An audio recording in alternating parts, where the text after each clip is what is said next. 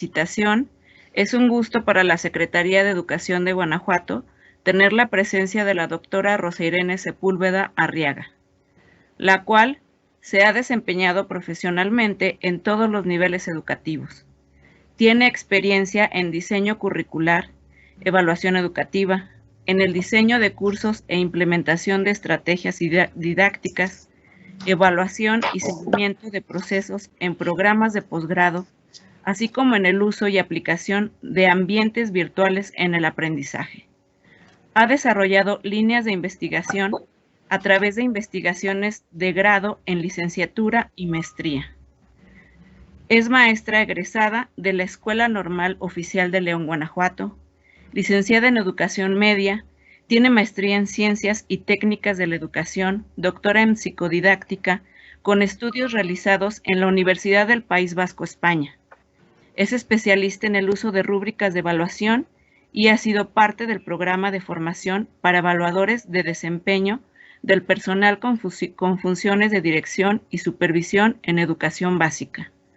Asimismo, se ha desempeñado profesionalmente como docente en diversas instituciones educativas como la Escuela Normal Superior Oficial del Estado de Guanajuato, Universidad La Salle Bajío, Universidad Pedagógica Nacional e Ibero León.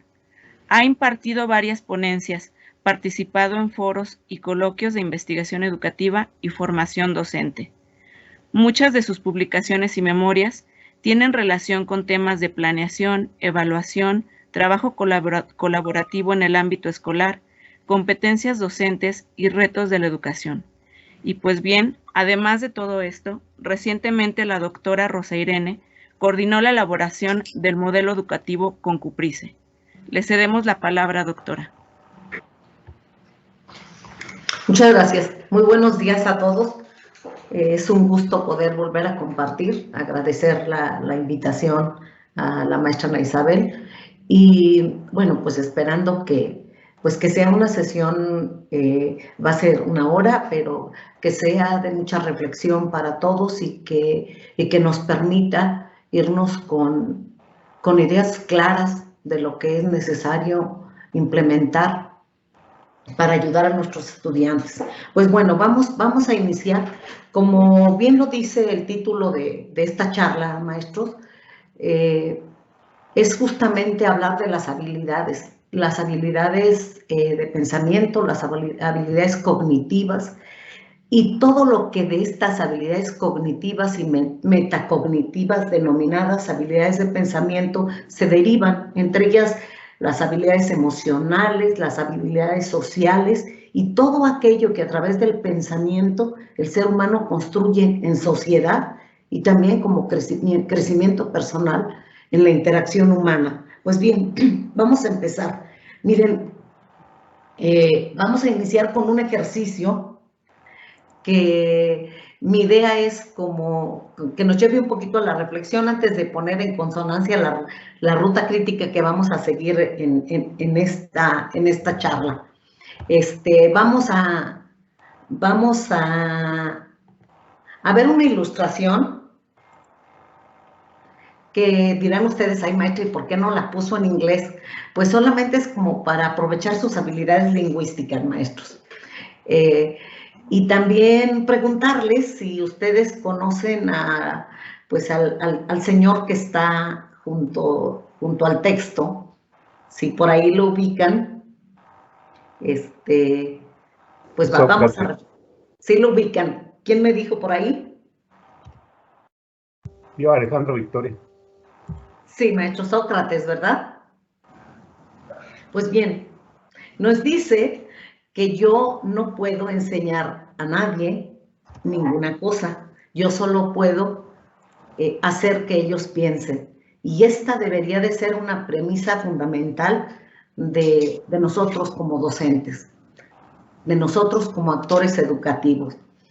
Voy a ponerles ahora un pequeño ejercicio que tiene relación con Sócrates. Con eso vamos a empezar, vamos a abrir nuestra charla. Les voy a pedir, por favor, que lean detenidamente el siguiente cuento y al terminar cierren sus ojos y hagan una reflexión y lo más importante, es que quiero que autoobserven sus pensamientos. Así que, ¿qué les parece si leemos con detenimiento?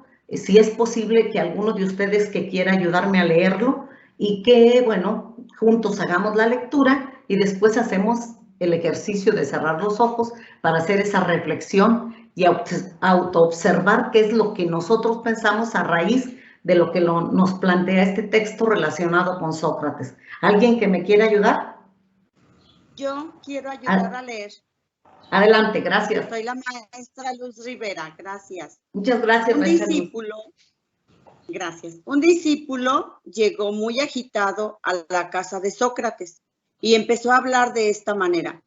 Maestro, quiero contarle cómo un amigo tuyo estuvo hablando de ti con malevolencia. Sócrates lo interrumpió diciendo, espera, ¿ya hiciste pasar a través de las 3 barbas lo que me vas a decir? ¿Las 3 barbas? Sí, replicó Sócrates. La primera es la verdad. ¿Ya examinaste cuidadosamente si lo que quieres decir es verdadero en todos sus puntos? No, lo oí decir a unos vecinos. Pero al menos lo habrás hecho pasar por la segunda barda, que es la bondad. ¿Lo que me quieres decir es por lo menos bueno? No, en realidad no, al contrario. Y Sócrates se le quedó mirando con benevolencia al discípulo. Ah, interrumpió Sócrates, entonces vamos a la última barda. ¿Es necesario que me cuentes eso? Para ser sincero, no, necesario no es. Entonces, sonrió el sabio, si no es verdadero, ni bueno, ni necesario, sepultémoslo en el olvido. Muy bien, ahora, un medio minuto, cierren sus ojos y hagan una autoobservación de lo que la lectura les hizo reflejar en sus pensamientos.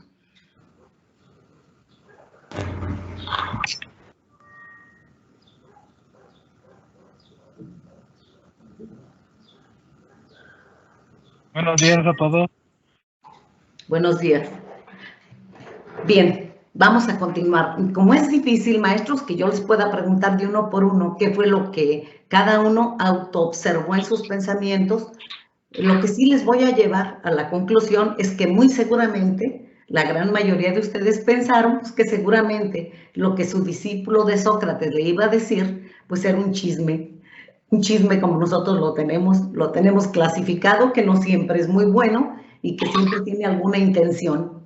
Pero fíjense bien, generalmente, maestros, para poder autoobservar nuestros pensamientos, necesitamos hacer un alto y necesitamos utilizar una serie de habilidades que necesariamente tenemos desarrolladas y que esas habilidades son necesarias, maestros, para construir saberes, para poder construir conocimientos y también para poder actuar en el contexto en el que nos desenvolvamos para poder resolver todo lo que se presente, no solamente problemas, pero sí situaciones diferentes en la vida. Fíjense bien, el autoobservar es una habilidad de pensamiento, pero es una habilidad analítica que va más allá de una habilidad simple. Con esta actividad vamos a iniciar con lo que vamos a tratar en esta charla y que dirán, bueno, pues ¿de qué va? Pues primero, o sea, el contenido que vamos a desarrollar de manera muy breve, porque el tiempo es muy cortito, lo primero es que vamos a identificar, maestros, cuáles han sido los costos en la educación por la crisis del COVID en México y por ende en Guanajuato. En el punto 2 vamos a ver la importancia de identificar las habilidades en los contenidos básicos imprescindibles para compensar el rezago educativo. Ojo, maestros, nuestro quehacer educativo siempre está mediado por contenidos curriculares que conforman un trayecto educativo intencionado con el que trabajamos en nuestras escuelas. Entonces, partiendo de ahí, es que vamos nosotros a reflexionar estas habilidades. Y por último, unas breves orientaciones para que ustedes puedan reflexionar. O sea, no quiere decir que sea nada nuevo, maestros. lo único que vamos a hacer es encuadrarlo. Son orientaciones para planificar las habilidades en los contenidos básicos imprescindibles usando el modelo Concuprice o usando el marco común, que en realidad pues son los contenidos más importantes, los contenidos fundamentales que debemos de focalizar en este periodo. Pues bien, esto es lo que vamos a ver. Nuestro propósito, pues como les mencionaba, es reflexionar acerca de la importancia de potencializar las habilidades del estudiante para compensar el rezago educativo por la pandemia. Y lo vamos a hacer juntos, maestros, lo vamos a hacer juntos porque quiero rescatar todos sus saberes desde el punto de vista de la psicología cognitiva, relacionado con sus estudiantes, también con sus maestros, porque sé que hay muchas figuras de autoridad educativas en este momento, pero sobre todo, maestros, que ubiquemos las características de los estudiantes para poder realizar este ejercicio. Y vamos a reflexionar esta frase: ni la televisión ni ninguna otra tecnología puede reemplazar al maestro en el proceso de enseñanza-aprendizaje, ni a los compañeros en el desarrollo de habilidades sociales. Fíjense, esto es bien importante.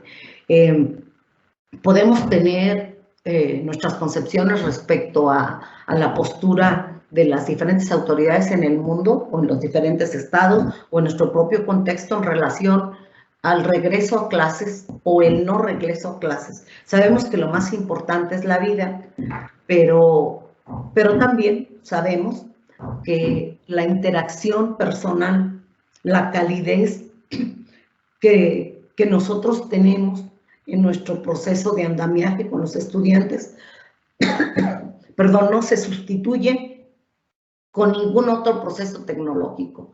Y eso es mucho más fehaciente en los alumnos de menos edad, en los más pequeños y en los de los niveles más básicos de la educación.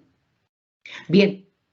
Pues iniciando con esto, vamos a ver con el primer tema, ¿cuáles son los costos de la educación por la crisis del COVID en México? Vamos a ver solamente algunos indicadores, maestros, que nos lleven a la reflexión de lo que los principales organismos internacionales han recomendado para este regreso a clases en este ciclo escolar que está por venir, que ya se acerca. El cierre de las escuelas provocó rezagos en el aprendizaje, un aumento de la deserción escolar y una mayor desigualdad. Yo creo que ustedes más que nadie lo han podido constatar. Pero esto no solamente va a implicar costos a corto plazo, sino a largo plazo en relación al capital humano y al bienestar de los niños, niñas y jóvenes que ya están denominando como la generación del COVID. Esta generación del COVID, como generación adulta, va a tener características muy diferentes a la generación que denominamos de cristal o a la generación Z. Sin embargo, esta generación Z, con este proceso de la pandemia vivido, van a tener unas características como vida, en su vida adulta, en su vida productiva, con ciertas características que ojalá pudiéramos subsanar. La epidemia por el COVID ha generado impactos en los estudiantes en cuanto vuelvan a las aulas y hasta su vida adulta. En México, según cálculos preliminares, el número de jóvenes que abandonaron la escuela significó una caída por debajo del nivel de asistencia en el 2008. Fíjense bien, o sea, la asistencia que se registró en este ciclo escolar pasado, y con sus bemoles, porque no hay estadísticas, todavía están retrasadas las estadísticas oficiales, precisamente por las características de la pandemia, pero hace ver que hay una inscripción mucho menor a la que estaba proyectada y que se asemeja a la población inscrita en el 2008.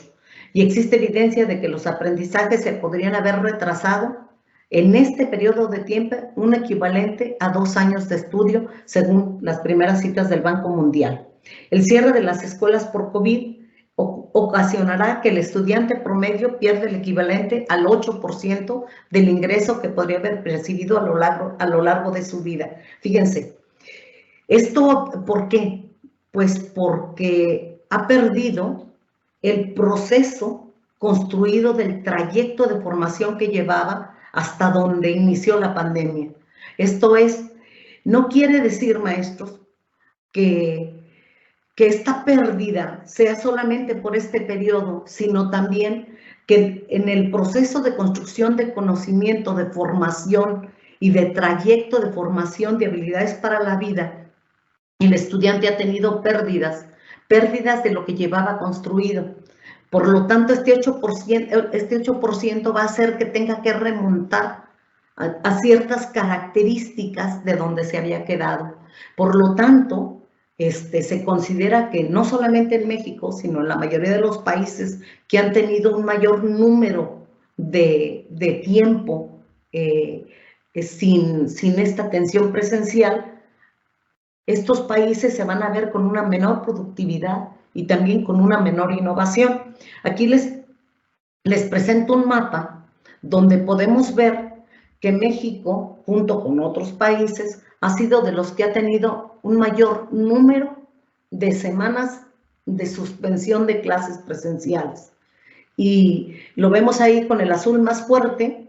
En México llevamos ya más de 44 semanas de suspensión, aunque si las contamos a partir de abril, que empezó la fase piloto de regreso a clases, pero no es comparable con el proceso normal de asistencia que se tenía sin este COVID. Entonces, ahí podemos ver, o sea, vemos países más afectados, pero entre ellos está pues la mayoría de los países de América Latina y entre ellos nuestro país. Aquí sabemos perfectamente que los países implementaron diferentes estrategias para atender la educación o atender el proceso del trayecto de formación educativo de cada uno de los niveles educativos. En el caso de nuestro país, se incrementó considerablemente la deserción para este próximo periodo de inscripción de este ciclo escolar. Sin embargo, o sea, las causas que se manifiestan para esta deserción están relacionadas principalmente, maestros, como lo ven ustedes en la gráfica, por la falta de contacto con los maestros. Y no porque el maestro no quisiera tenerlo, sino porque se rompió el vínculo directo que existía y el maestro no pudo, ni el alumno pudo volver a restablecer este contacto. Entonces, la principal causa, maestros, de la deserción, pues fue porque no pudo tener contacto con el maestro. Ahí vemos el porcentaje, que es el 28.8%. La siguiente causa fue que alguien de la vivienda se quedó sin trabajo o se redujeron sus ingresos, y esto hizo que no pudieran tener conectividad o que pudieran desplazarse a donde pudieran tener este vínculo. La escuela cerró definitivamente, o sea, los alumnos buscaban momentos para regresar, pero la escuela no podía abrirse, pues por las mismas circunstancias de contagio. También que carecía de algún tipo de conectividad. Y vaya que es loable que está, en el caso de México, el INEGI registra el 46% de familias que compraron algún dispositivo para poder conectarse y para que los estudiantes continuaran su trayecto formativo. Sin embargo, no todos tuvieron esta forma de hacerlo. Y bueno, aquí vemos algunas otras causas, pero lo que yo quiero destacarles que la primera, maestras y maestros, es el vínculo con nosotros, con los maestros, que ese contacto humano que crea compromiso, lealtad, que crea lazos de afectividad, pues se perdió y que no siempre se pudo recuperar, y esa es una de las principales causas de deserción. Entre otras estadísticas, el Banco Mundial junto con el INEGI hicieron un estudio en América Latina, en los países de América Latina, donde consideran que va a haber una pérdida del promedio de la escolaridad de estos países. Y ahí yo le señalé con una flecha azul más fuerte la pérdida que tenía, que en la perspectiva se ve que va a tener nuestro país. O sea, nosotros teníamos 8.8 en promedio de escolaridad, que era casi la secundaria terminada, y se va a reducir a 7 años de escolaridad. Y solamente, no porque se hayan detenido las actividades, ni porque los actores del sistema educativo hayan dejado de trabajar, sino simple y sencillamente la parte presencial escolar ha debilitado entre el 12 y el 30%, maestros, de la eficiencia de los aprendizajes de los estudiantes. Y esto es grave porque nosotros nos vamos a enfrentar con que tenemos no solamente que hacer un diagnóstico de dónde están los alumnos, ¿sí?, acorde al grado escolar, sino que tenemos que hacer un esfuerzo por recuperar, ¿sí?, del proceso que tengan los estudiantes de aprendizaje para recuperar lo que ya llevaban construido. Y esto va a implicar un alto para que las escuelas puedan dimensionar lo que cada centro de trabajo en su contexto específico necesite. Y eso, si consideramos que es una pérdida de tiempo, yo les aseguro que no lo será ubicar realmente para poder anclar lo que viene para que pueda ser significativo. Entonces, aquí les presento otra gráfica donde, bueno, con todos los bemoles de lo que es la prueba PISA, pero también es una proyección que se hace de la baja que va a tener el puntaje que van a poder demostrar nuestros alumnos en los contextos de estos exámenes, en el ranking que corresponda en la OECD. Entonces, imagínense del puntaje que teníamos en el 2000, fíjense hasta dónde está la perspectiva que va a descender, está al 2020, veremos cómo da en el 2021. Atendiendo todas esas estadísticas que hay, fíjense bien, hay estudios donde hay indicadores que todavía son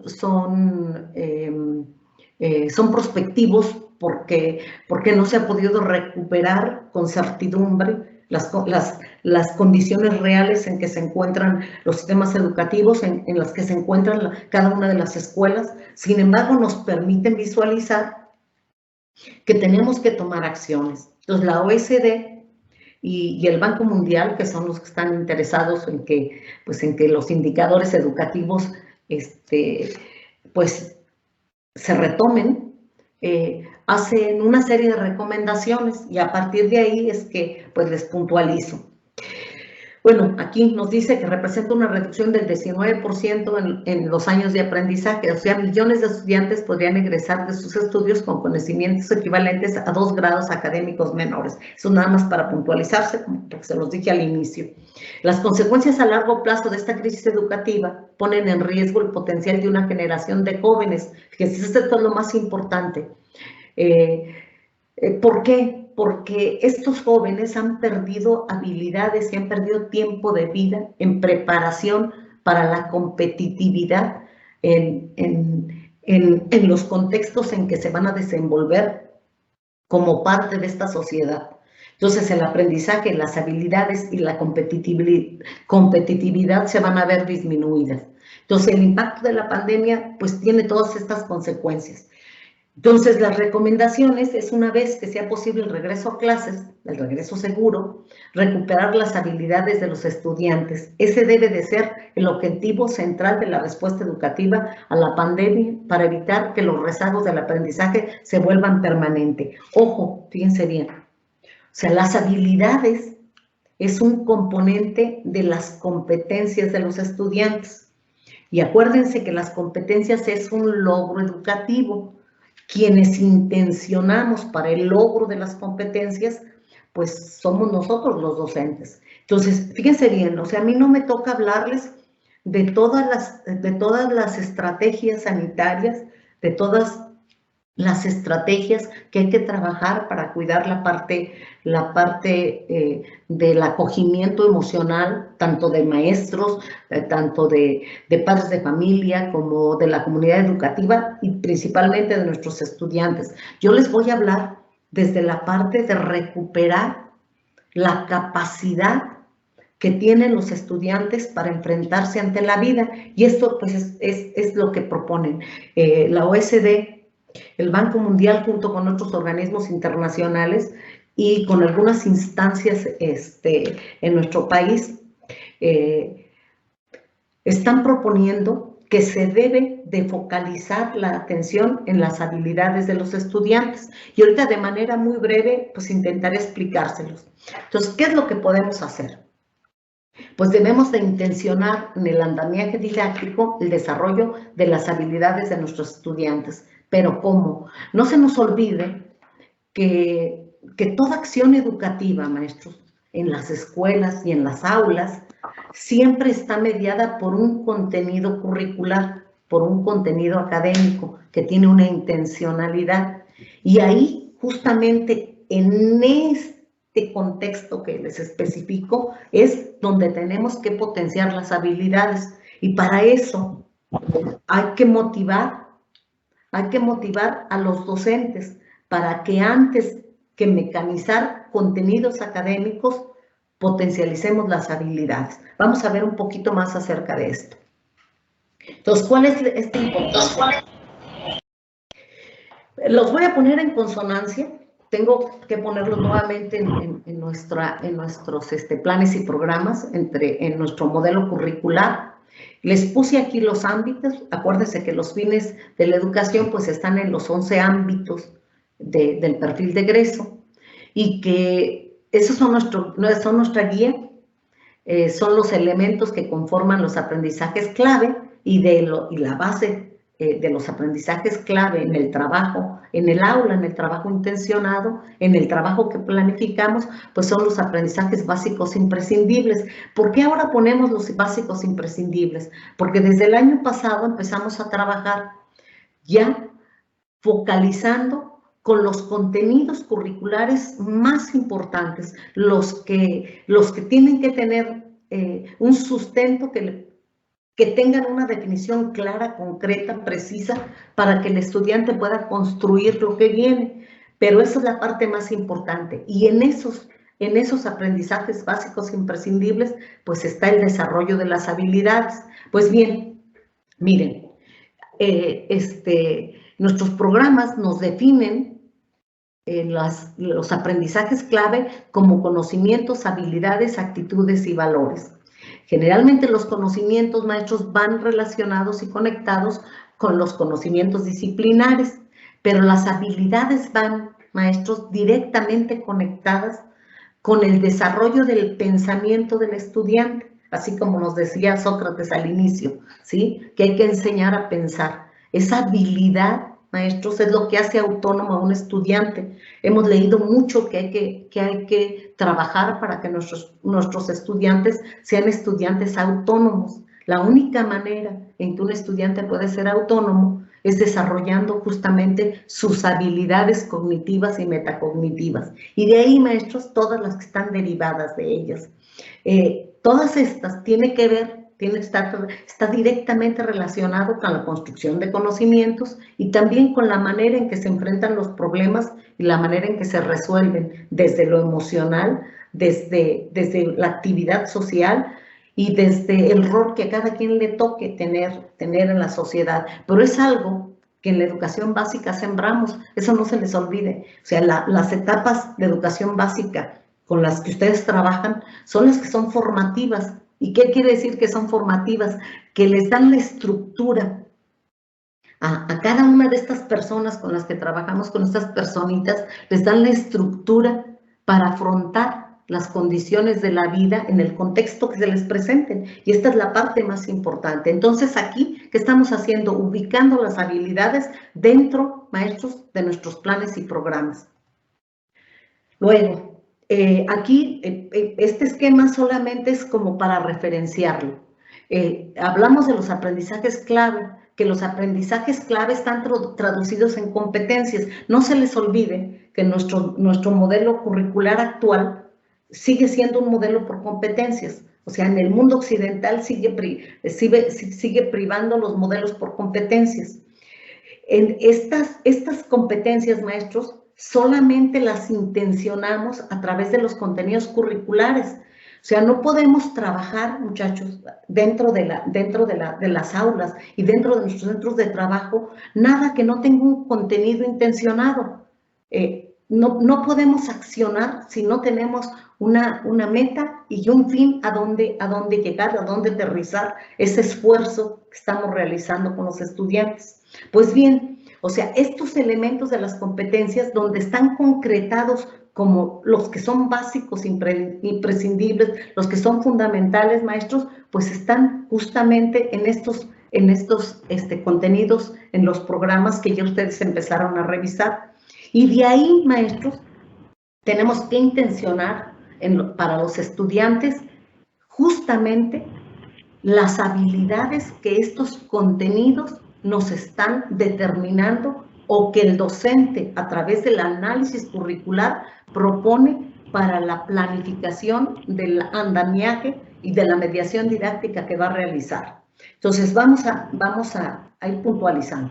Entonces, acorde al esquema, los aprendizajes claves es el conjunto de contenidos, prácticas, habilidades y valores que son fundamentales y que son indispensables, así nos lo dice el contenido de la literatura de nuestros planes y programas, que son indispensables que se formen en estas edades, porque justamente son las edades formativas. Pero también hablamos del aprendizaje situado, que es uno de los fundamentos que tienen los planes y programas, y que nos dice que es el que resulta cuando los contenidos o habilidades tienen sentido en el entorno social. Eso es lo más importante. O sea, la habilidad nos va a permitir responder ese contexto. Y luego, las habilidades permiten al individuo actuar de manera competente, habilidosa en las distintas situaciones de la vida, etc. Y están compuestas por reacciones habituales y por las pautas de conducta que han generado en el proceso de aprendizaje, con conocimientos, pero lo más importante, maestros, es con la manera en que respondemos y utilizamos estos conocimientos, porque si no se quedan en la parte mecánica. Nos vamos rápidamente. Aquí hablamos de las habilidades cognitivas y metacognitivas, son todas las que nosotros desarrollamos al hacer un proceso de aprendizaje y que nos permiten conocer, pensar, almacenar información, organizarla, transformarla hasta generar nuevos conocimientos, realizar operaciones tales como establecer relaciones, formular generalizaciones, etcétera. O sea, todo, maestros, lo que implica una actividad superior del ser humano, como es el pensar, razonar, transformar, innovar, aplicar.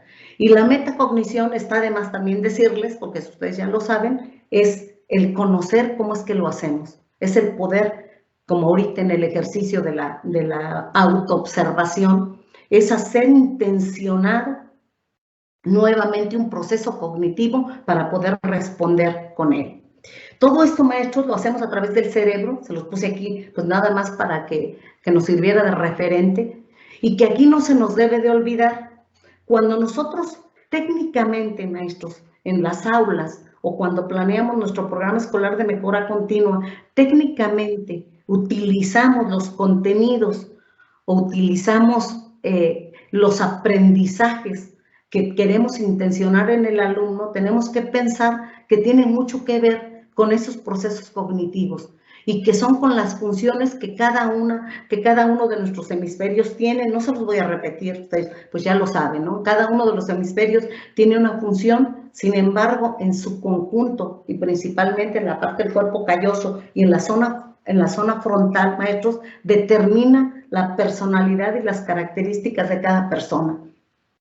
Cada uno de estos pensamientos, maestros, o sea, cuando técnicamente ustedes van a identificar las metas que van a plantear en su programa escolar de mejora continua o en sus planeaciones estratégicas de zona, de sector, tienen que pensar en los procesos cognitivos que corresponden a cada una de estas edades y la intencionalidad que tienen. En el caso de, por ejemplo, de los chicos de secundaria, tienen ciertas características de desarrollo de pensamiento que tenemos que considerar.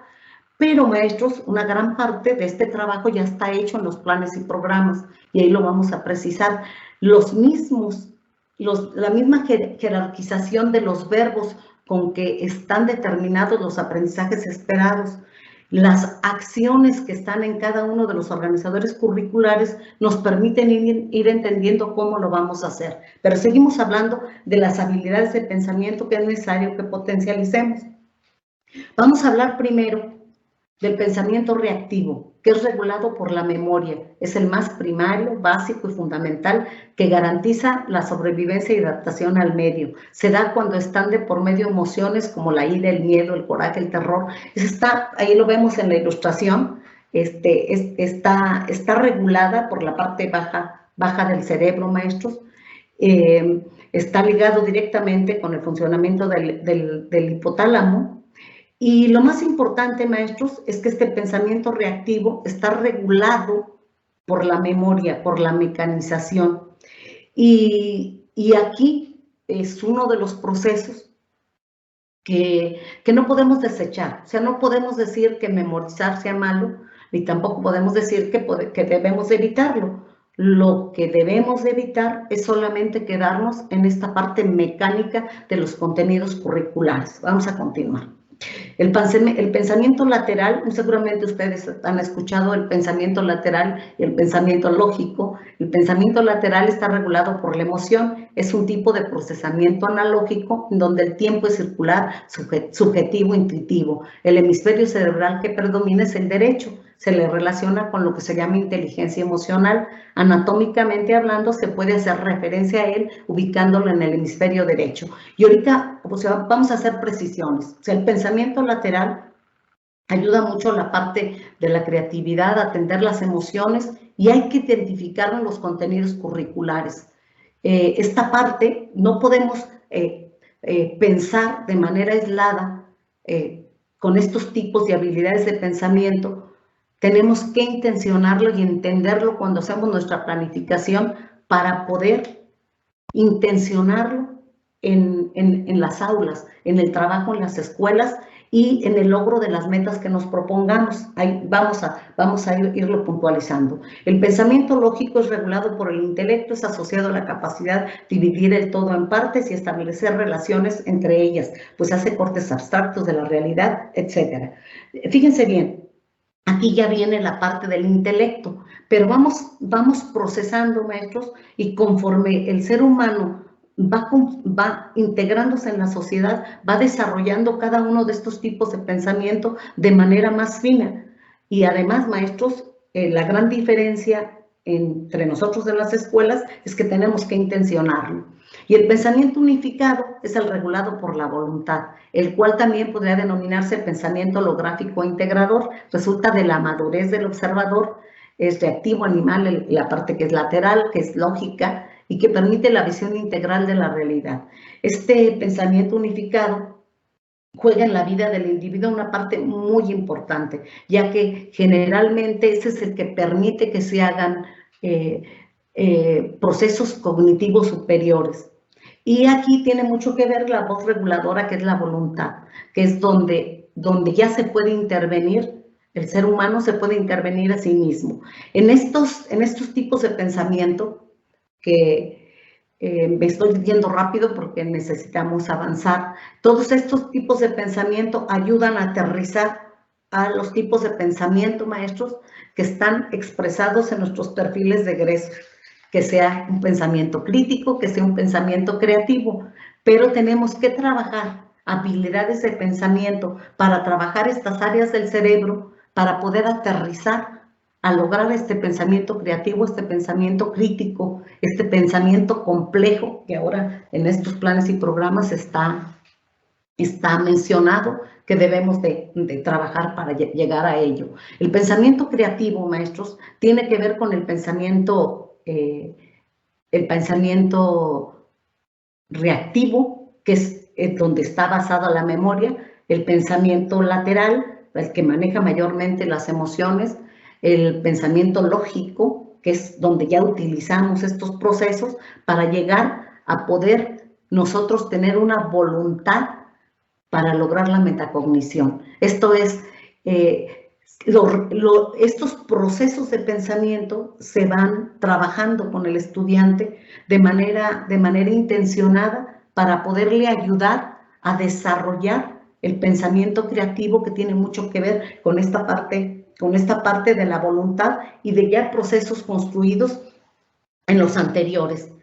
Fíjense bien, hablando de lo que debemos nosotros de entender para trabajarlo con los muchachos, el tipo de pensamiento reactivo animal que es el más elemental y que lo vemos casi en las especies animales, y que en el ser humano es mucho más superior, pero tiene que ver mucho con la mecanización de los actos que realizamos como actos reflejos. Entonces, tiene que ver aquí este tipo de pensamiento con la memoria, que es reflexiva, solo graba y repita. Entonces, si lo vemos desde el punto de vista de nuestros métodos, pues ahí vamos más al método tradicional, al método depositario, ¿sí? Ya les había mencionado que está asociado con el hipotálamo y que normalmente reproduce, o sea, su expresión de conducta, o sea, es difícil que pueda haber una conducta más desarrollada. El pensamiento lateral es el que emite la emoción,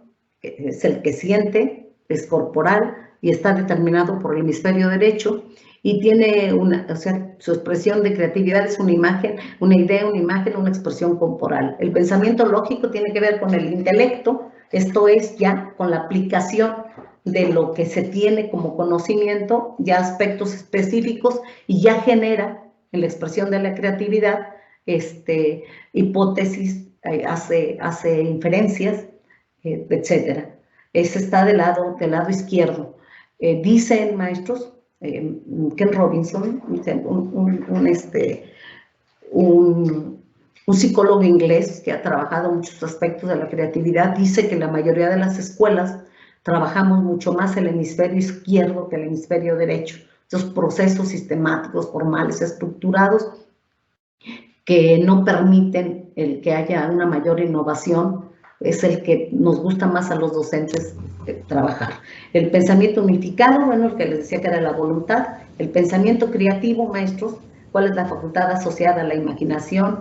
Suelta, libera, rompe límites, elimina estructuras, y es el que realmente innova, y ese es el que debemos de pugnar para lograr con los estudiantes.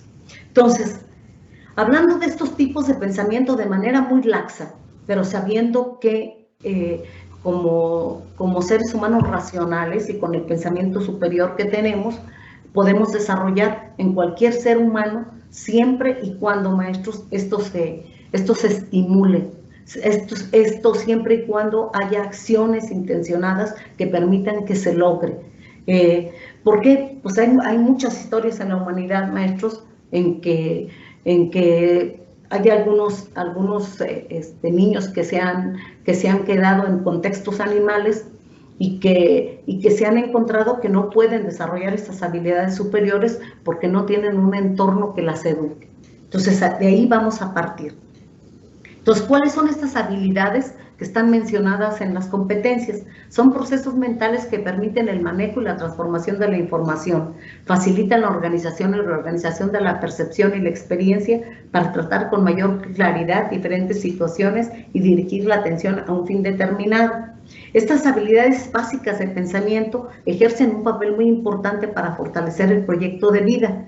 El docente puede contribuir de manera efectiva a la sociedad del futuro, aportando en la formación de personas más reflexivas. Pues todo esto ustedes ya lo saben. ¿Qué es lo que tenemos que hacer, maestros? ¿Qué tenemos que ver? Tenemos que identificar que de manera intencionada, desde los primeros grados de educación básica, nosotros vayamos formando estas habilidades básicas de pensamiento, que no porque sean procesos básicos, no porque sean simples, sino porque constituyen la base para desarrollar el pensamiento analítico, crítico, creativo y valorativo, considerado por algunos autores como el pensamiento complejo. Fíjense bien, estas habilidades básicas las tenemos que intencionar cuando trabajemos los contenidos académicos a los muchachos. Estos contenidos académicos, maestros, solamente tienen un papel de mediación para construir dentro del estudiante el conocimiento, donde permita a través de estas habilidades del pensamiento el poder utilizar esos saberes en contextos diversos y diferentes. Aquí les puse en la ilustración un ejemplo de una manzana que luego en ocasiones a mí me gusta ponerla para entender la parte epistemológica del conocimiento, la parte epistemológica de cómo es que yo entiendo que se construye. Fíjense bien, empezamos con la sensación. La sensación es un acto mecánico que me permite registrarlo en la memoria. Fíjense bien, si partimos de una realidad específica. Luego de ahí, cada uno de nosotros hacemos una concepción de lo que es una manzana a partir de nuestra percepción. Y por supuesto que la percepción de la manzana, todas podrán ser manzanas, pero tienen características diferentes a partir de nuestra percepción. Luego, maestros, yo la recuerdo, la registro en la memoria y de ahí yo puedo volver a usar esa experiencia, esa percepción, para poder construir un concepto que esté en mi pensamiento, pero que está a partir de una vivencia y de una experiencia real. Y por último, maestros, podemos hacer uso de la imaginación con esa construcción realizada. Fíjense, por lo tanto, me dirán, ¿cómo es que lo puedo aterrizar en el conocimiento con mis estudiantes? ¿Cómo es que lo puedo hacer intencionado? Las principales habilidades básicas, maestros, de pensamiento son la observación, la comparación, la relación, la clasificación y la descripción. Fíjense bien que cuando yo voy a trabajar en el aula con mis estudiantes algún contenido, muchas de las veces me salto pasos de estas habilidades básicas, maestros. La habilidad más básica de pensamiento es la observación y es indispensable para la construcción de cualquier conocimiento. Para poder desarrollar el pensamiento creativo es indispensable que lo hagamos de manera sistemática y consistente. Muchas de las veces cuando revisamos una planificación didáctica vemos que los maestros nos ponen que en las actividades que van a realizar en la secuencia didáctica es que el alumno va a identificar cuál es el estado de la República Mexicana que tiene mayor densidad de población. Pero para poder identificar, maestros, tenemos que guiar al estudiante a realizar estas habilidades básicas. Primero tiene que observar, ¿sí? Tiene que observar cuáles son los estados de la República, cuál es su densidad, para de ahí poder establecer una comparación y de ahí poder hacer una relación. Fíjense bien, este proceso, o sea, en este orden, la observación, la comparación, la relación, la clasificación, la descripción, son herramientas muy básicas. Sin embargo, son indispensables para que el alumno pueda comprender de manera clara y precisa cualquier contenido académico, no que lo mecanice, porque si queremos que lo mecanice nos estamos quedando con la habilidad más primitiva del cerebro de nuestros estudiantes. ¿Qué tenemos que hacer cuando yo haga una secuencia didáctica? Yo tengo que checar que estas habilidades básicas de pensamiento estén potencializadas acorde a la edad de mis estudiantes y acorde a las características del contenido que estoy trabajando. Para observar, maestros, hay que fijar la atención en el caso de los estudiantes más pequeños, pero también en los más grandes, sobre todo en los que no tienen una disciplina para aprender. Siempre es necesario que el maestro siga estos pasos, que observe primero, para que pueda hacer una comparación. Al observar, identifica un objetivo claro. ¿Qué tiene que observar? A partir de la indicación en la mediación didáctica que haga el docente, el maestro podrá determinar qué es lo que va a observar. Luego podrá hacer una comparación. O sea, ya entonces sí podrá decir quién es más grande, quién es más chico, a partir de estas características observadas. Y luego puede hacer una relación.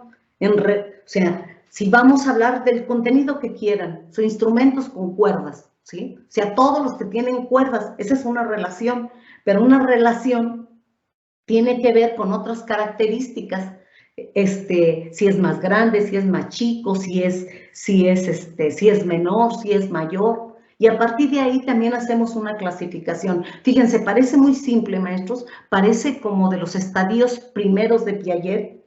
Sin embargo, maestros, cuando nosotros estamos llevando un proceso intencionado de enseñanza, tenemos que tenerlo en consideración cuando hacemos nuestro diseño didáctico de estas secuencias, y tiene una relación directa entre lo que sabe mi estudiante con lo que yo quiero que aprenda. Pero tengo que intencionar estas habilidades básicas. Maestros, si esto ustedes lo ponen como una meta colegiada en sus consejos técnicos, yo les aseguro que vamos a tener mucho mejores estudiantes y podemos ir avanzando en relación a este rezago que tenemos. Cuando estas habilidades básicas de pensamiento, maestros, están bien determinadas, están trabajadas con los estudiantes, sin problema podemos pasar a las habilidades analíticas, que son las que tienen como un proceso más global para pensar y también para actuar. O sea, requieren de orden, de coherencia, de claridad, de precisión, entre otras cosas. Supone, maestros, para poder lograr este rigor, necesitamos que nuestros estudiantes tengan dominadas estas habilidades básicas. Yo los invito, incluso hasta en los chicos de secundaria, en que revisen en la manera en que, para empezar, si ustedes son directores, revisen cómo están las planificaciones de sus docentes. Cuando vayan a observar en el aula, chequen si siguen este proceso lógico para poder desarrollar estas habilidades.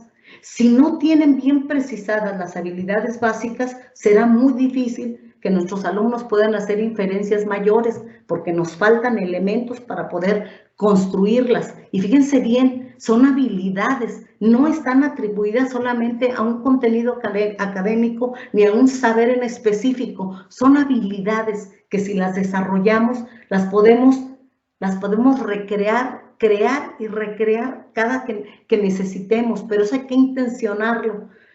Es importante, maestros, que lo puedan colegiar. Si ustedes desarrollan estas habilidades en sus estudiantes, tendremos mucho mejor avance en el logro académico de contenidos curriculares, que esta parte pues tenemos que tenerla en consideración. Entonces, estas habilidades analíticas, maestros, que les digo que requieren ciertas características, que es, por ejemplo, la aplicación de las reglas de la lógica. ¿Se bajó la presentación?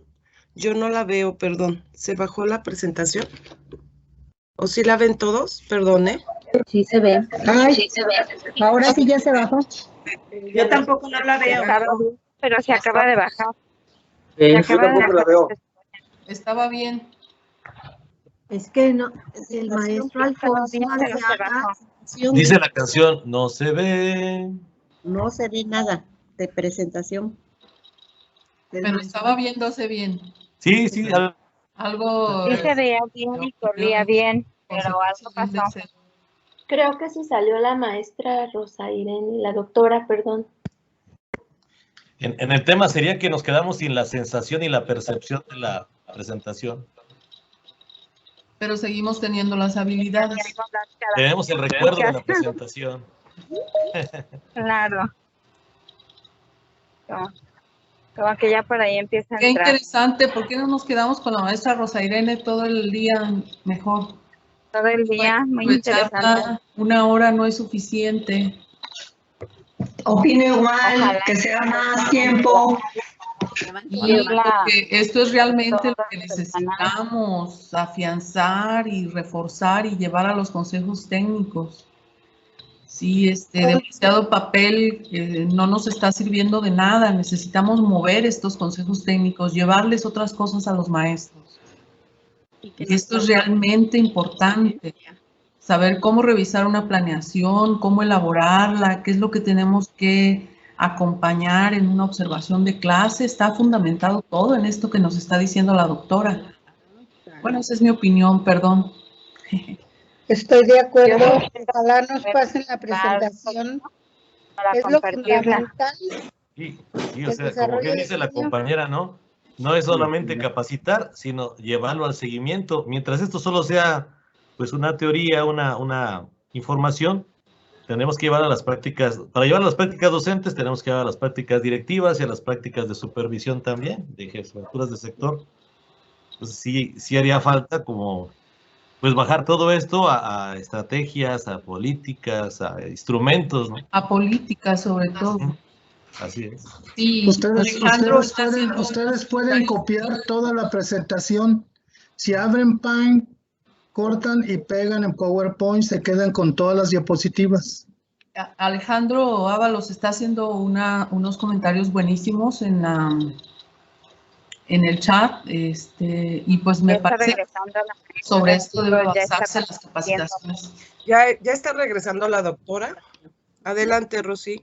Aquí los maestros están pidiendo que si puedes explayar más tu presentación, que está muy interesante. Adelante, Rosy. Pues, perdón, es que me sacaron, luego no tiene palabra de honor la tecnología. Bueno, estábamos hablando, me voy a ir lo más rápidamente posible, pues, para poder llegar a la parte de la concreción. Hablábamos, pues, de las habilidades analíticas y que son indispensables para el pensamiento crítico, para llegar al pensamiento crítico del estudiante. Estas habilidades analíticas están ligadas a un conjunto de actitudes de las que se tiene que dar cuenta o estar consciente para manejarlas a voluntad. O sea, las habilidades analíticas, maestros, como la autoobservación en el ejercicio que les puse al inicio, no lo podemos lograr si no tenemos desarrolladas las básicas y también si no tenemos ese ejercicio de la voluntad. Porque acuérdense que, al final de cuentas, hay una relación directa con nuestros estudiantes con la atención. O sea, en el proceso de enseñanza-aprendizaje, que recordemos que la enseñanza es intencionada, aunque el aprendizaje no lo sea, la intención de las escuelas es que los alumnos aprendan, pero que además tengan la voluntad para aprender. Y una base fundamental para que los alumnos aprendan es que ellos sientan esa sensación de logro. Entonces, hay muchas habilidades que los alumnos no tienen desarrolladas y que, sin embargo, por ejemplo, en secundaria ya requieren de estas habilidades analíticas. Por ahí también, ya cuando hablamos del pensamiento algebraico en quinto y sexto, ya empezamos a necesitar de estas habilidades analíticas, pero hay que trabajarlas, maestros. Hay que empezar a trabajarlas desde preescolar. O sea, vamos con las básicas en preescolar, la observación, la clasificación, para poder llegar a ser realmente con logros en el siguiente nivel educativo. Bueno, y después de desarrollar las habilidades analíticas, o sea, yo aquí les puse algunos ejemplos. Es la autoobservación, el juicio personal, la inferencia, el análisis lógico y conceptual. O sea, estos elementos, maestros, son habilidades donde el ser humano ejerce la voluntad.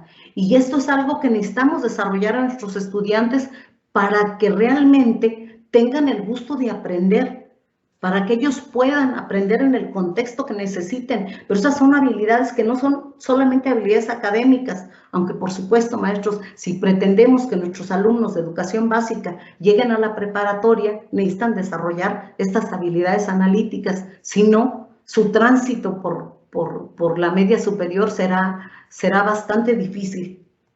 ¿O será con pocos logros? Vamos a hablar de las habilidades críticas y creativas. Son las que requieren un pensamiento ordenado y claro, que lleva al conocimiento de la realidad por medio de la afirmación de juicios de verdad.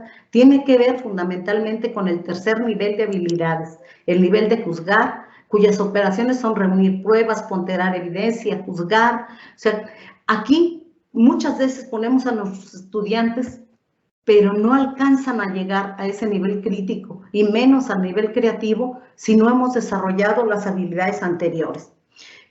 Tiene estas características, es autocorrectivo, es capaz de corregirse a sí mismo, de aceptar y de conocer fallas o errores en el proceso y enmendarlas para mejorar. Fíjense, esta parte de autocorrectivo es algo que es muy necesario que nosotros podamos desarrollar en los estudiantes. Es sensible al contexto, es decir, comprende las condiciones, las circunstancias y a las personas y es capaz de identificar el momento y la manera adecuada de manifestarse de manera constructiva. Y se refiere a un parámetro, es decir, sabe claramente señalar e identificar en qué marco se hace una afirmación para que sea pretendidamente válida. Pues bien, estas habilidades críticas están relacionadas con los términos de arte, de proceso, de actitud, de aptitud, de habilidad, de cualidad, de descubrimiento. Todos ellos están enfocados a algo nuevo a través del desarrollo de las ideas. Y hay veces, maestros, que sí lo logramos en los estudiantes, que tenemos estudiantes creativos, pero muchas de las veces no es porque nosotros lo intencionamos, sino que por las circunstancias en las que se desarrolla el estudiante lo logra. Aquí en la ilustración les puse todos los procesos que intervienen en este pensamiento creativo, pero fíjense bien, todos sabemos que en los rasgos del perfil de egreso nos aterrizan a que nuestros estudiantes deben de tener un pensamiento crítico, un pensamiento creativo y que desarrollen un pensamiento complejo. O sea, si nosotros nos vamos a hablar de lo que es la complejidad, pues nos implicaría a lo mejor hasta realizar un posgrado para poder llegar a entenderlo. Sin embargo, maestros, si nosotros como docentes de educación básica pugnamos por el desarrollo de habilidades básicas y el desarrollo de las habilidades analíticas, por default, nuestros estudiantes llegarán a ser críticos y creativos. Aquí les puse también algunos elementos que tenemos que tener en consideración para llegar al pensamiento creativo y cómo poderlo motivar. Pero fíjense bien, esta charla, más que darles elementos precisos, es abrirles a ustedes el proceso de conocimiento de sus contextos, de sus escuelas, de sus zonas, de sus docentes, para que puedan buscar una estrategia para poderlo implementar. Empezando, maestros, por lo de las habilidades básicas. Y aquí, de manera muy breve, me voy a saltar esta parte, aquí pues solamente les preciso las características del modelo Concuprice, que son que lo único que tiene pues es una concreción curricular con los aprendizajes básicos imprescindibles. Entonces, ¿qué tenemos que hacer? Pues primero, maestros, vamos a identificar, o sea, antes de empezar a intencionar el desarrollo de estas habilidades, lo que tenemos que determinar son los contenidos imprescindibles, los contenidos fundamentales de cada grado académico.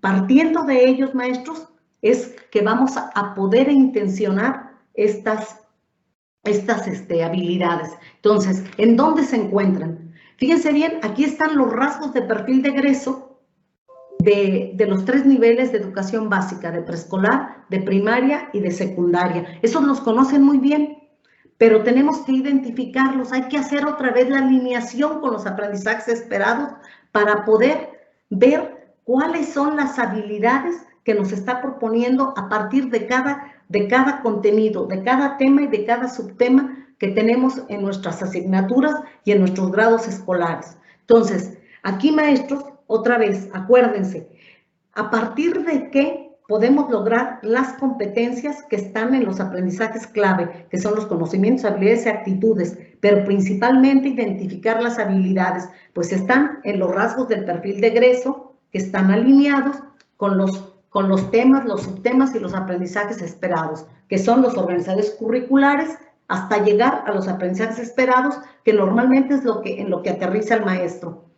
A partir de aquí, de esto, maestros, nos vamos a este último paso, que es identificar, fíjense, en el ámbito, en el pensamiento crítico y solución de problemas, nos dice, les puse como ejemplo uno de educación primaria, dice, resuelve problemas aplicando estrategias diversas, observa, analiza, reflexiona y planea con orden, obtiene evidencias que apoyen la solución que propone, expresa sus procesos de pensamiento. Si lo vemos de esta manera, maestros, solamente nosotros lo que vemos es como un ideal, porque de hecho el perfil de egreso eso es un ideal, es algo que queremos lograr. ¿Cómo lo concretamos? A través de los contenidos curriculares que están en los organizadores curriculares, esto es, en los temas y en los subtemas o en los contenidos académicos que corresponden a mi grado.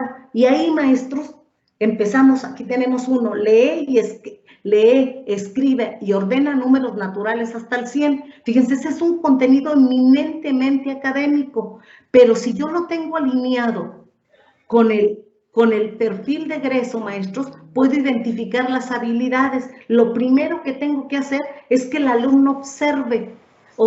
¿Para qué? Para que esos números naturales hasta el 100 tengan un sentido cognitivo en el estudiante y entonces pueda ordenarlos.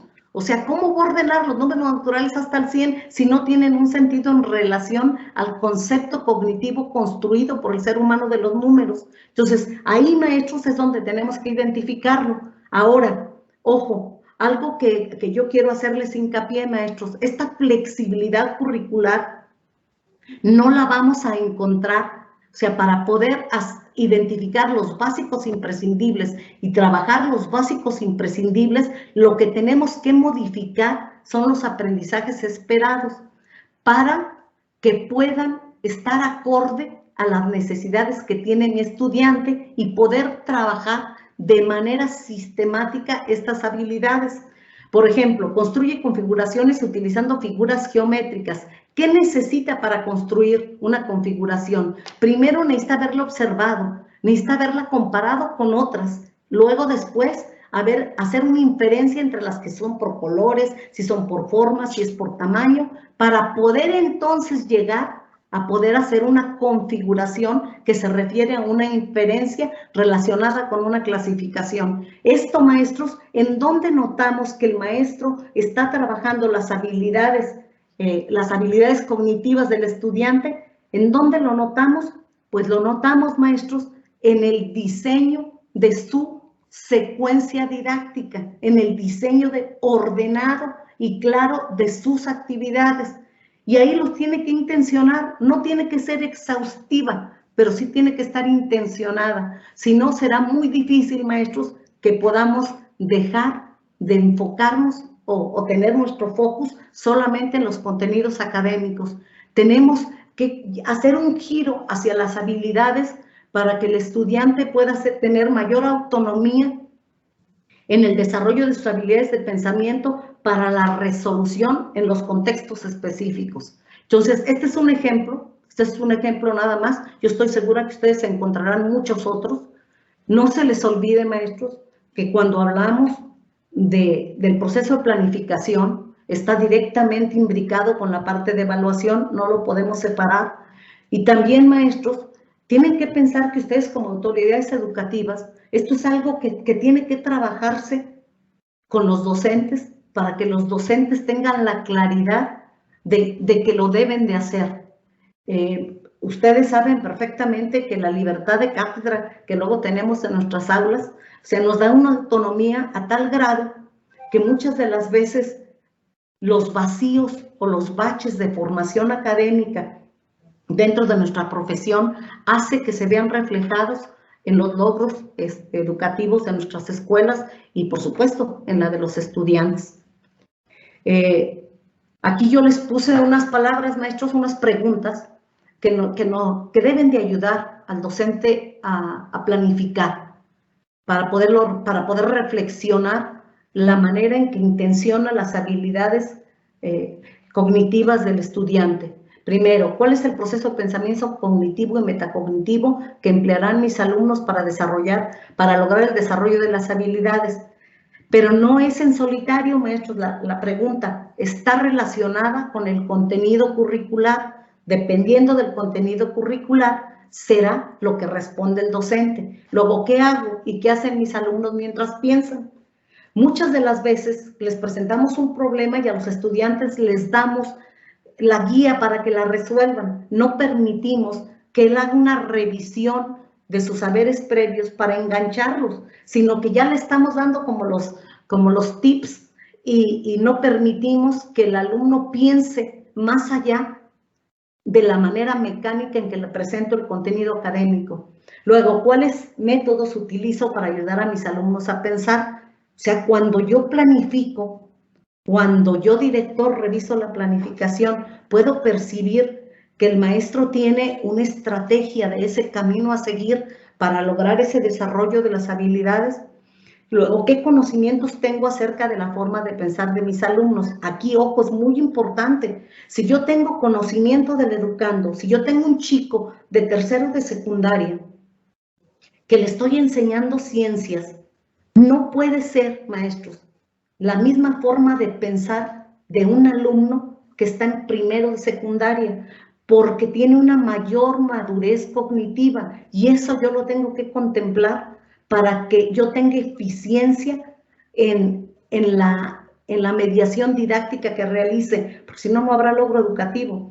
Luego, ¿cuáles actitudes debo asumir para provocar que mis alumnos piensen? Ojo, tiene mucho que ver. No solamente luego culpamos a nuestros estudiantes porque no tienen la actitud para aprender, pero tiene que ver, pero de manera fundamental, maestros, la actitud que nosotros tenemos para enseñar, la forma en que le planteamos el conocimiento y para que él se acerque. Entre mayor número de habilidades básicas tenga consolidado el estudiante, mucho más sencillo será que pueda lograr procesos cognitivos más elaborados y el logro del trayecto educativo en la progresión que lleva en la educación básica. Luego, ¿cuáles habilidades debo de intencionar para que los alumnos las pongan en práctica? Y esto es muy importante. O sea, yo tengo que ver a qué habilidad tengo que llegar y de manera rápida y precisa poderlos llevar a que vayan planteándose cada una de las habilidades básicas para llegar a la habilidad analítica, en donde ya tiene que tener una claridad específica para responder un problema. Entonces, esta parte, maestros, si fuera, por ejemplo, si estuviera con puros maestros de preescolar, podría darles cosas más concisas, igualmente de cada nivel educativo. Pero aquí lo más importante es que ustedes lleven la inquietud con sus docentes y que hagan precisiones y encuadres de lo que saben sus docentes, de lo que entienden por las habilidades y de la manera en que podemos desarrollar este enseñar a pensar a los estudiantes. No que piensen lo que yo quiero, sino que piensen a partir de esta construcción mental que nos permite el ser seres humanos que razonamos y que podemos construir saberes y transformar e innovar nuestra realidad. El objetivo de enseñar las habilidades de pensamiento no se tendría que considerar como algo opuesto a enseñar el contenido convencional. ¿Por qué? Pues porque está implícito, sino como un complemento de este. Las personas razonan con frecuencia de una manera inferior a la óptima. ¿Por qué, maestros? Pues porque simple y sencillamente a la mayoría de nosotros nos da pereza pensar. O sea, el pensar implica un trabajo arduo, eso debemos de tenerlo claro. Por lo tanto, son importantes los esfuerzos para desarrollar métodos que permitan mejorar las habilidades de pensamiento. El auténtico protagonismo de la escuela tiene que dirigirse a ayudar a pensar a la persona y a enseñar a aprender. Es decir, el docente tiene que enseñar estrategias de aprendizaje y debe promover el esfuerzo del estudiante para propiciar la construcción de esquemas y facilitar el aprendizaje permanente. Esto sencillo, maestros, no se les olvide, nuestra base son las habilidades básicas de pensamiento, esas cimentarlas para de ahí poder construir las siguientes y poder tener mejor logro educativo. Muchas gracias por su atención. Perdón, Anita, el retraso. No, muy bien, Rosy, muchas gracias. Adelante, Viridiana, con las preguntas, por favor. Sí, bueno, aquí tenemos algunas preguntas más, doctora. Bueno, desde la experiencia docente, ¿usted cree que en esta etapa las niñas, niños y adolescentes han desarrollado habilidades que hay que potenciar para que las apliquen en adquirir contenidos?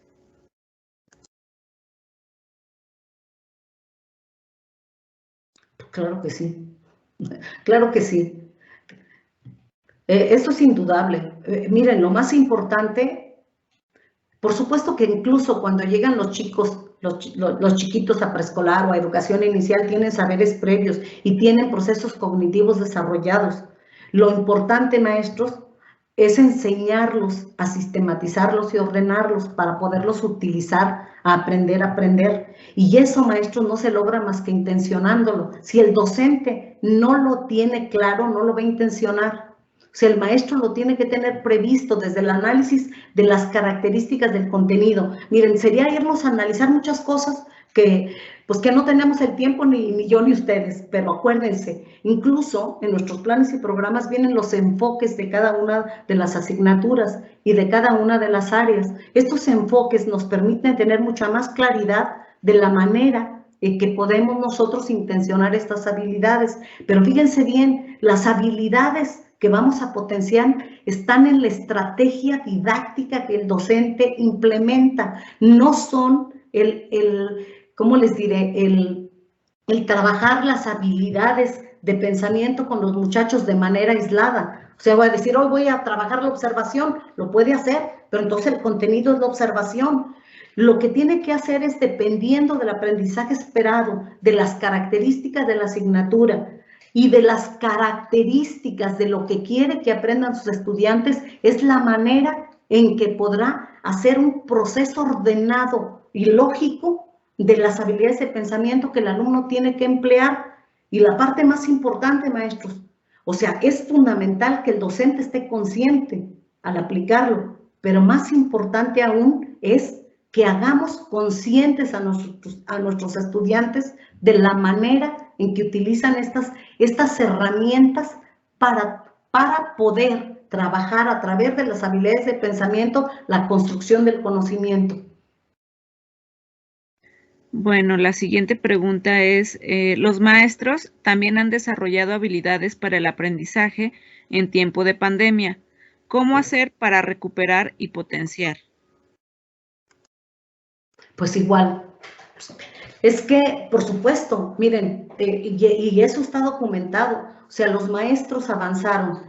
Fíjense bien, desde que empezó la sociedad del conocimiento, que fue en los 60s a la fecha, maestros, 300% más el docente aplicó estrategias tecnológicas y lo hizo en el lapso de un año, de 40 semanas, maestros. O sea, fue algo que detonó una necesidad imperante. Hasta los maestros más reacios a utilizar la tecnología empezaron a desarrollar estas habilidades y, por supuesto, o sea, tuvieron que implicar varios de estos procesos, sobre todo de habilidades superiores de pensamiento, para poder implementar estrategias didácticas que permitieran un logro con sus estudiantes, para poder lograr una mediación didáctica. Por supuesto que sí. Aquí lo más importante es recuperarlo. Yo sé que van a trabajar esa parte del aprendizaje híbrido. Ahí, maestros, tienen que sistematizar estas habilidades para poder capitalizarlo. Pues acuérdense que la principal tarea que tenemos ahora es disminuir lo más posible el rezago educativo. O sea, el daño ya está hecho. O sea, no quiere decir que nuestros alumnos se hayan detenido a pensar o que se hayan detenido a aprender. O sea, todos aprendimos y todos seguimos con nuestras habilidades de razonamiento y de aplicación del conocimiento. La gran diferencia está, maestros, en la manera en que ahora lo vamos a capitalizar. Hay que encuadrarlo. O sea, todas esas habilidades que desarrollaron sus maestros en sus zonas, hay que encuadrarlas, hagan un buen diagnóstico y a partir de ese diagnóstico, maestros, potencialicen la manera en que van a permitir que esto impacte en el menor rezago educativo a sus estudiantes. Eso es lo más importante.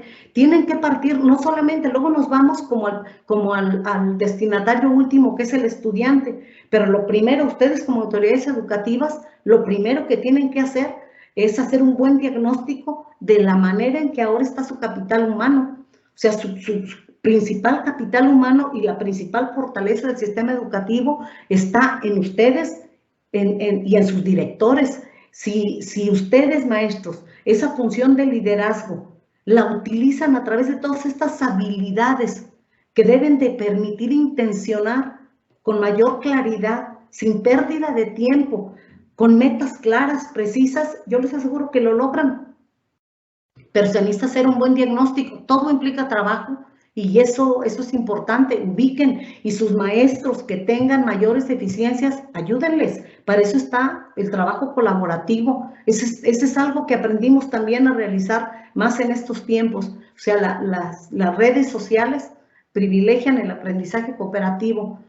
Busquen hacer un buen diagnóstico. ¿Con qué cuentan? ¿Cómo está su capital humano? Ahorita hablamos de cómo quedaron los estudiantes. Vamos a ver, maestros, cuánto crecieron profesionalmente sus docentes en estos periodos. Yo les aseguro que en eso, lamentablemente no, o sea, no fue mi intención dada la indicación de la maestra Ana Isabel, pero yo creo, maestros, que si hiciéramos una investigación, yo les aseguro que el desarrollo profesional que tuvieron sus docentes en este periodo fue impresionante.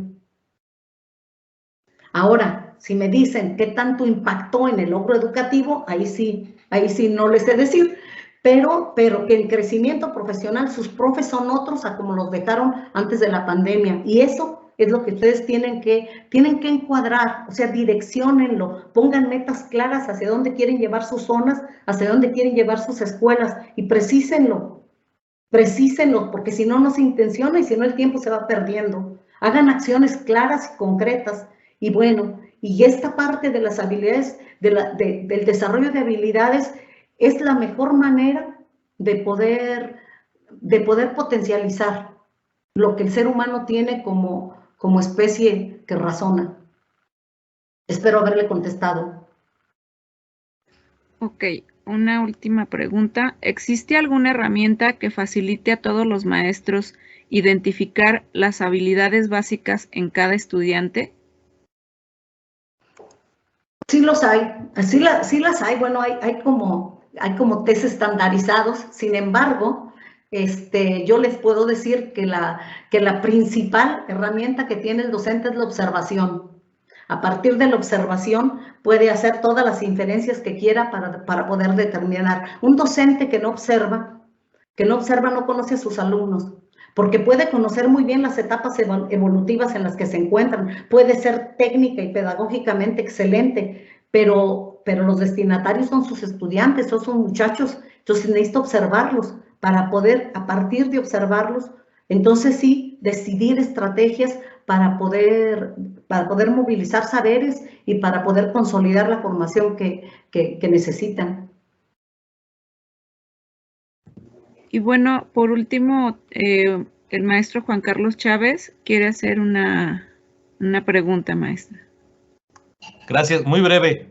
En esta cuestión de la aplicación de Concuprice, sobre todo fue al principio porque, como mencionábamos, al empezar el ciclo escolar, los libros de texto de español, matemáticas, ciencias e historia de tercero venían 2011, entonces con un equipo de maestros de la zona, pues nos dimos a la tarea de cómo hacer un puente entre Concuprice y esos libros de texto que eran el referente para muchos niños, puesto que no tenían tecnología.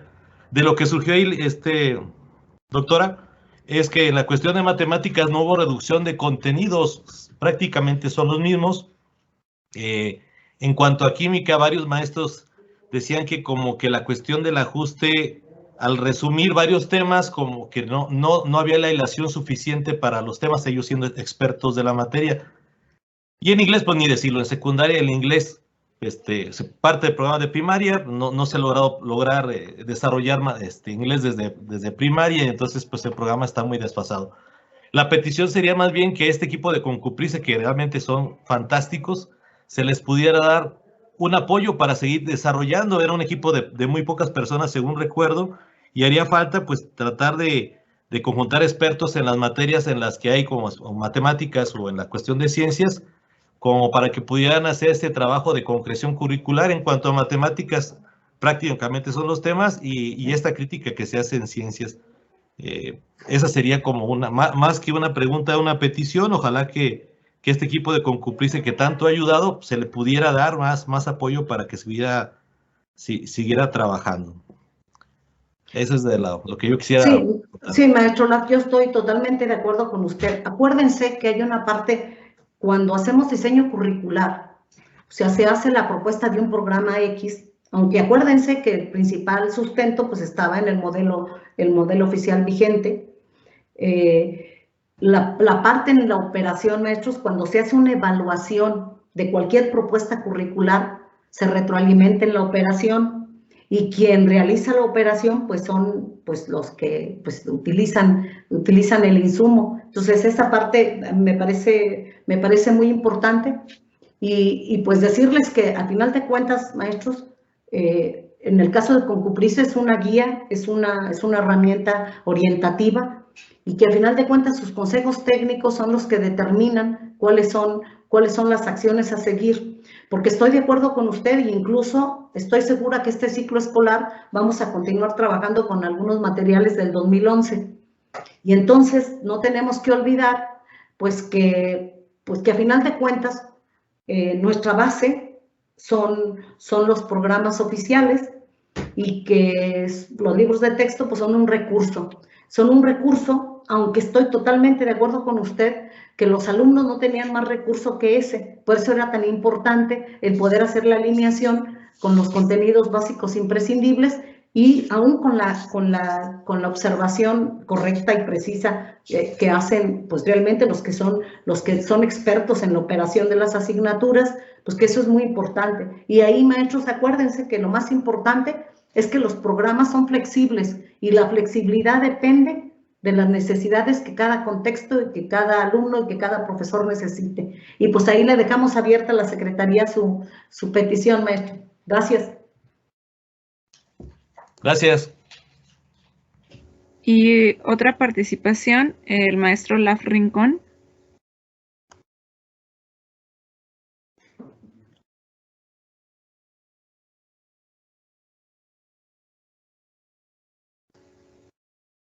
Maestro, no lo escuchamos.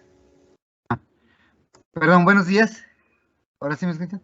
Buenos días. Yo tengo una pregunta acerca de la guía de observación.